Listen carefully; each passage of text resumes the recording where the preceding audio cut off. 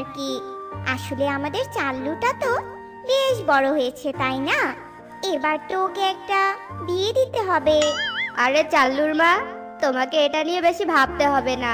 বুঝতে পেরেছো? আমি তো আমাদের চাল্লুর জন্য পাশের গ্রামের পটলকে দেখে রেখেছি। যেমনই তার রূপ তেমনই তার গুণ। আমি তো ওর ছবিও এনেছি, দেখো। ও মা, তাই নাকি গো? তবে তো ভালোই হবে। আমাদের ছেলের সাথে ওকে কি সুন্দর মানাবে।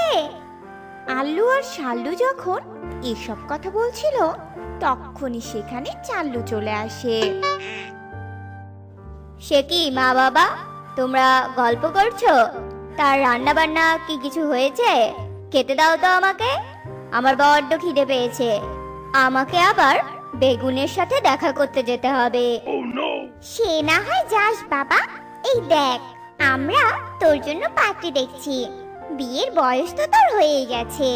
ওই যে পাশের গ্রামের পটল আছে না, পটলের সাথে তোর বিয়ে ঠিক